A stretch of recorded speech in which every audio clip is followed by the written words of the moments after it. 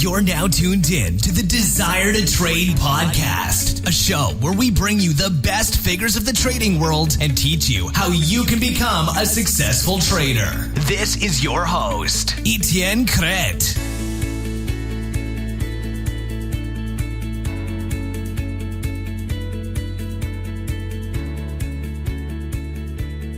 Hey, what's up guys, it's Nkatke, founder of Desire to Trade. Now before we start this podcast, episode 41, with Yohay Elam, I want to tell you about the fact that I really don't know anything about news trading. I'm really not a big fan of news. And I didn't really follow the news before. I knew what news there were in the market, I knew what to look for, but I didn't know at all how to trade the news. As I'm recording this intro, I kind of know more after the podcast of today. But this is really my main source. So you have to know that I'm not a big fan of news. I'm probably not going to trade them a lot. But this is really interesting because Yohay Elam today shared a lot about how to trade the news, what to look for, what to expect from the news. So whether you never traded the news before or whether you just want to learn more about it, this podcast is going to be a great resource. It's going to be really helpful. Listen to it, take note if you need to, and then join me in the Facebook group at desiretotrade.com/group, desiretotrade.com/group, and connect with me. Let me know what struggle you have, and I'll make sure I help you out. Enjoy the podcast, and I'll see you soon. Alright traders, so today I'm with Yohay Elam, and he's a trader, basically at first, and he's also the guy behind Forex Crunch, a site that I really admire.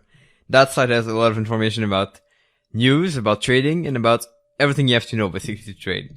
So what's up Yohay, how are you doing? Hi Dan, I'm doing great. Good to be here on your show. Thank you for the kind words. Yeah, it's really a pleasure, because today I know you're more focused on writing, so you have a lot of knowledge. So I want to explore that. But first I'm going to ask you, what is one quote that inspires you? Well, that markets can stay irrational longer than you can stay solvent. That's by John Maynard Keynes, and it's always true, especially with fundamental analysis, which I focus on. Okay, I really like that. So tell us what you're doing these days exactly. Well, as you mentioned, I focus on publishing Forex Crunch, writing articles, taking care of the website, and I also record a podcast called Market Movers, of course, all about the markets with my associate Lior Cohen. So I live and breathe markets. Mm-hmm. And you're based in Barcelona, right? Just for the listeners to know. That's pretty cool. Yeah, based in Barcelona, Spain, originally from Israel. So tell us how you started to trade exactly. Well, around 10 years ago, a friend tempted me to take this Forex course. They promised us a bonus, and we went for it. It was very interesting. The teacher was very charismatic. I learned a bit of technical analysis, combining fundamental and technical analysis. We got to trade on demo money and get a bonus. And that's how I was tempted, swept into this world of Forex trading. And how was the process to learn? Well, it was quite quick. I learned that I could be very successful very easily, but I didn't understand why. I mean, now I understand that I was only lucky. At that point, I thought, okay, I understood all the things the teacher taught in the lessons, and I know how to trade. And here it's one winning trade after another, and I reached something like 80% profitability after, I don't know, a month or two. And of course, when you're too happy and you don't analyze your winning trades, just torture yourself with the losing ones, then you begin losing too much, and I smashed my account. And yeah, the classic margin call. Okay. Oh yeah, margin call. I had that too. Yeah, that sucks. Anyway, so what I want to ask you is that I've read a couple of articles you wrote, and what I realized is that you really have a good understanding of what's happening in the market and how things are moving. So how did you develop that knowledge exactly?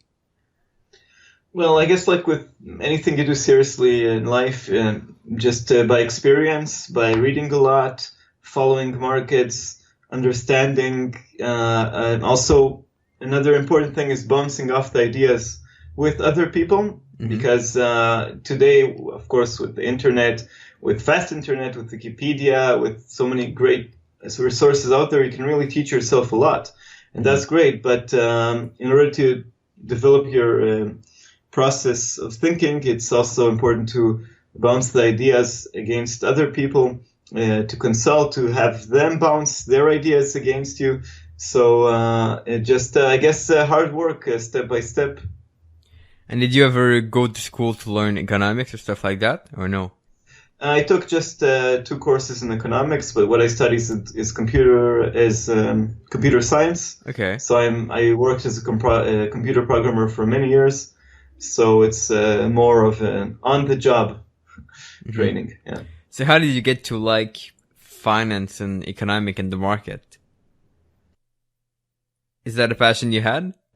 Yeah, it's always a passion I had, understanding what moves markets, interest rates, foreign relations. It's always also interested in politics, and it's always connected. That's what Forex Crunch focuses on. I mean, not politics, but fundamentals. So you have global events, and you see it in the numbers immediately. This always fascinated me, and so that's how I got to this world.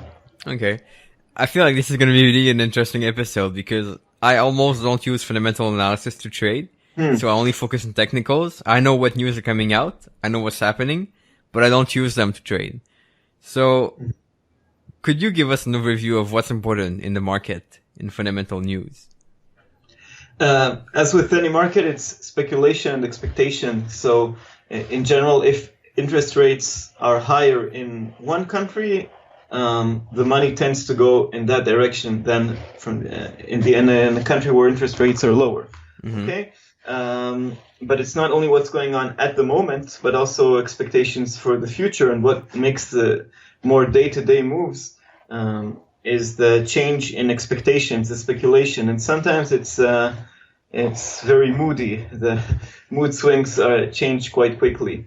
So you can expect the central bank to raise interest rates and strengthen the currency if an economic indicator comes out better than expected, if growth is higher, unemployment is lower, and inflation is higher, of course. That's, in theory, what moves interest rates, and the other way around, of course. And what became more interesting in the financial crisis is that interest rates have gone to the bottom, and central banks became much more creative, and they do these policies with long names such as quantitative easing, and basically it's printing money, and when you have more money, it devalues the currency, and we're seeing this kind of race to the bottom all over the world.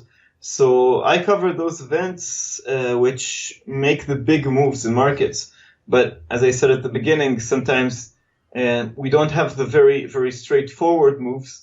I mean, we can see them if we zoom out to see the big picture. And I think that's also good in technical analysis. But sometimes the reaction in markets is not the rational one, of course. So on an intraday basis or on a day-to-day basis, what you're saying is that some news events are moving the market based on expectation versus the reality, right? Yeah. Okay. So what kind of news event can impact the market? Still the king of Forex indicators is the first Friday of the month, the non-farm payrolls report. And we have, of course, because that's the largest economy in the world, the United States, and it's the employment report. The Federal Reserve, the central bank in the United States, has 2 mandates, the inflation level and employment. But we have so many other things moving markets. Growth figures in the United States are released every 3 times because they're more obsessed with statistics. And recently, for instance, oil prices have moved markets a lot. So we have the weekly crude oil inventories. It moves the Canadian dollar a lot, and any statements regarding oil production, of course, and other indicators. For the euro, inflation is more important. For the UK, services PMI is more important. Each country has its own characteristics. And of course, all these indicators feed into the decisions of central bankers, which eventually have the biggest impact. So the rate decisions are the most important ones, which are not indicators. It's sometimes the change in wording. If they use plural instead of singular, as we've seen recently with the Federal Reserve, this can make a difference. Okay, so tell us about what happened exactly, because I'm curious. The thing I'm referring to this time is in this instance, is the latest Fed decision. It was a week ago, and on one hand, the Federal Reserve in the United States did say the situation is improving.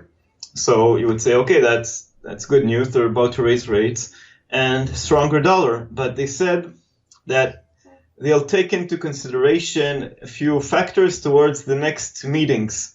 They use the word meetings in plural instead of meeting in singular. Okay. Why am I talking about this specific semantic in the English language? It's because in October, before raising rates, they said they used singular. They meant that they gave us a big fat hint they're going to raise rates, and that strengthened the dollar. Now they said one of the next meetings, which seemed it's not coming anytime soon. So the reaction in markets, as we were seeing it also these days, I mean, a week after the decision, is that the US dollar is weakening across the board, and sometimes have to note this this very small semantic, this one letter S, this plural, and that makes a difference for markets. Yeah, that's pretty funny. Now, the question I have is, when you see news, you always have kind of an expectation, right? You always have something that is expected or estimated by experts. Yeah. And so how is that determined exactly? Well, nowadays it's much easier. You have various Forex calendars on FX Street, the one that I have on my site, and also others such as Forex Factory. And you can see, and they take the figures from Reuters and Bloomberg surveys, and this impacts markets. But so that's the sort of straightforward, just open up any one of these calendars and you know what's expected. In some cases, like the non-farm payrolls I mentioned before, for instance, this week that we're recording, we have a build-up towards the non-farm payrolls. We have related figures, such as surveys about employment from other companies. So what you see on the calendar on Friday it reflects the expectations 1 week before, not the ones that were changed during the week. Because if you have lots of good figures towards this release, the real expectations are actually higher. If the figures leading up to this event are lower, it makes a difference. So in some specific events, what you see on the calendars has already changed in the meantime. But for most events, it's just FX Street calendar. That's my go-to place, and you can just see expectations. And then if it's below expectations, it's red. Above expectations, it's green. I mean, most calendars have this feature, and it's easier for traders. And then the question that's coming, and this is probably a hard one, but is it possible to say with some assurance where the market's going to go based on the result, or it's pretty hard? Well, if there's a big surprise to one direction, it's easy to say where things will go. But I would say that I find many traders. I mean, what I focus on Forex Crunch is explaining how markets will react to some specific news, and some traders don't wait for the actual news to come out, but actually gamble on the result. Okay, they think that some indicator will come out worse than expected for the United States, and they sell the dollar ahead, and then it can eat their position immediately. Especially in big events, it's important not only to wait for the actual news to come out, understand it, and trade it, but sometimes let the dust settle just a bit before entering a trade. And if you missed an opportunity, don't worry, there will be more opportunities in markets. Yeah, because there's news event every single week, right? So you don't have to stress about it. Right. And so when you say you have to kind of wait a little bit and see what's happening, does that mean you have to wait like 5 minutes after the news and then look to trade, or what is happening exactly?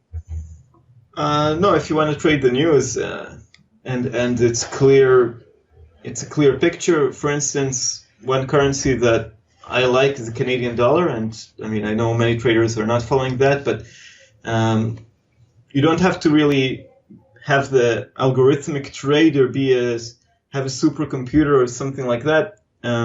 You can see the result.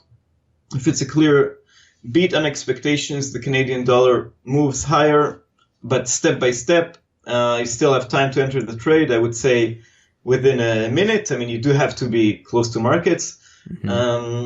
With the US non-farm payrolls, for example, it's a bit wilder. Sometimes you get very thin liquidity and you have euro dollar, dollar yen moving very choppily, breaking technical lines only to later respect them once again for a few minutes. So I would say at least 5 minutes before to fully breathe, understand what happened, understand if the direction, because sometimes it's composed of other figures, not only the headline figure, but also the wage data.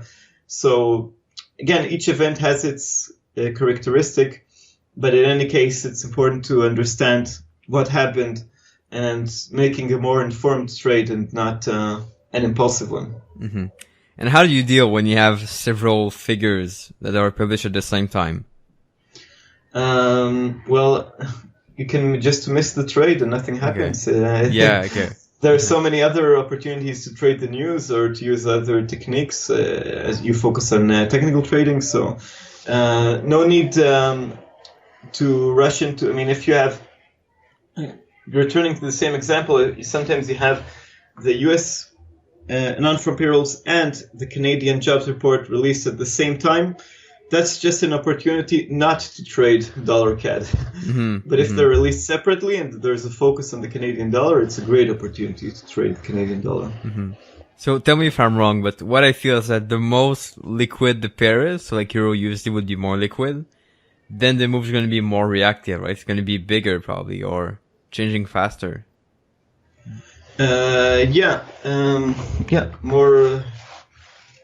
More liquid currency pair means more traders, more focus, more moves that are rational, and more moves that are irrational. And with the quieter pairs, you have more straightforward reactions. At the time that we're recording, we had a rate decision earlier today in Australia. They decided to cut rates. The Australian dollar fell, and if I'm not wrong, now it's extending its fall. So there was enough time to join the trade, and it's a liquid currency pair, but not as liquid, not as in focus as the euro or the yen. And so, in your opinion, what would be the best pairs to trade when you want to trade the news? Because let's say we take the major news from every major country. What would be the best pair to trade? Well, as I said, I like the Canadian dollar on Canadian releases, but those that do not come at the same time as US releases, because that's a mess. And in general, the Australian dollar, the New Zealand dollar, I like them a lot. If you are trading US events, sometimes the best reaction is seen on dollar yen, not on euro dollar. That sort of is more reflecting good US figure, dollar yen goes up, bad US figure, dollar yen goes down. And with other currency pairs, it can be a bit more messy. Okay, and what if you want to trade the Great Britain pound? There it has its own characteristics. We have at 8:30 GMT UK releases. They tend to be leaked, or rumors come out, or something happens in the markets 15 to 20 minutes before the release. So we already see, let's say, the pound strengthening, and then the figure comes out better than expected for the pound. And then you see what we call the buy the rumor, sell the fact phenomenon. We see, actually, the news was better than expected, but the pound falls. Why is that? Because it was already anticipated or leaked or rumored. So that's something you should take into account. And another thing that at least happens in recent months with the British pound is that it tends to, the reaction also afterwards, even if we don't have markets front running the event, the reaction afterwards can be very strong. Okay, weak number, the pound is falling, strong number, the pound is rising, but it's very short-lived. Half an hour later at 9 GMT, nothing has happened. We're back to normal, back to the general market mood. And if the mood in markets is positive, the pound rises, unrelated to UK figures. Is the move often coming back to its original place before the news, or? Yeah. Well, so in many cases we see it just going up before the news, then falling back down to the same place, and then moving on totally different stuff. So basically the news are impacting only the day most of the time, right? I would say the hour around the release, maybe half an hour before and half an hour later. Okay, that's interesting. So you really have to be quick when you're trading the news then. Yeah, or find another pair that works best for you. Yeah, of course. Mm-hmm. What about the Japanese yen? What pair would be better to trade that? And Japanese yen, sometimes people talk about Forex trading as like being in air traffic control. That most of the time you're in the airport and your job is very boring and nothing happens. And then you have 5 minutes of fear that two airplanes will collide into each other. So that could be the same also with the yen. It can trade for sometimes months in a very narrow range, very frustrating. Well, unless you're trading the specific range, but I assume many of your listeners are more looking for breakouts. Well, maybe I don't know if it's the right assumption, but many traders want more action, and with dollar yen you have long periods of nothing happening and then huge breakouts. So that's a sort of characteristic of the yen. Pound yen is one of the most popular pairs for technical analysis, at least on my website. Readers like it a lot. Lots of pips there to be won, to be lost. Is there any reason why people like it? Because it's more volatile, I guess, or? I think more pips, yeah. Okay. The dragon, some people call it, yeah. Okay, that's interesting. I feel like if you were to trade today, let's say, would you incorporate news into technical analysis, or how would you do it exactly? Fundamentals make the big picture. So if you're looking at a daily chart, of course weekly, the trend is according to fundamentals, and I would put my emphasis there. I would say 70-80%. But for an entry point, exit point, stop loss points, their technical analysis, at least the basic stuff like support and resistance lines can be very useful, very helpful for just putting these when to enter, when to exit, when stop loss and take profit. Yeah. Mm-hmm. So you would combine a little bit the two, right? So having, let's say, looking at the interest rate for the long term and entering trade only in that direction, right? Something similar. Yeah. Okay, that's interesting. And what about intraday? Would you avoid trading if news were coming out soon, or? As you said, even if you're a pure technical trader, you should at least know when the news comes out. Yeah, that's really important, though. Really important. Yeah. So it's not, as I said, it's not my approach, technical one, but if you are technical, just the hours are, the timing is important. Yeah. So totally. I guess for some traders it works to trade. I mean, they trade best around the news, but I don't know. If you're only technical, you have to also find your way. I would say around the really, really big events, it can become messy and technical lines can be broken temporarily.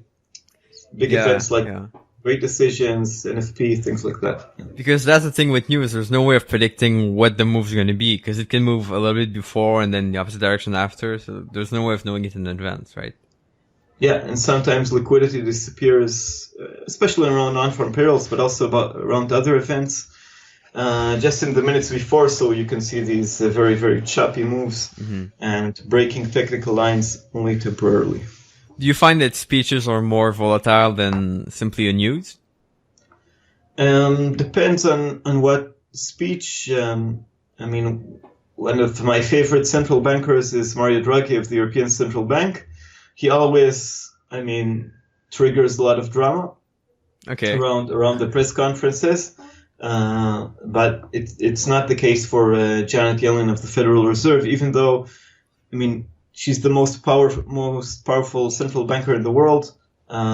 She tries and many times succeeds to keep things boring and make less waves, not to rock the boat. So it depends on who's speaking. But would you recommend trading the speeches? Because I guess that's pretty tough, right? Because you have to think about what they're saying.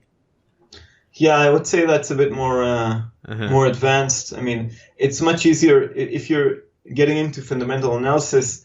Start with the indicators that are not the most crazy ones, then perhaps go for the crazier ones like non-farm payrolls, and then speeches, because it requires following the markets more closely. It's more than just seeing if the figure came out worse than expected or better than expected. That's interesting, but yeah, even then you have to realize what's the difference between the forecast and the real, right? Yeah, I can give an example. On Draghi said, on one hand, the European Central Bank did deliver a big stimulus package, more printing of money, lower interest rates, the euro fell.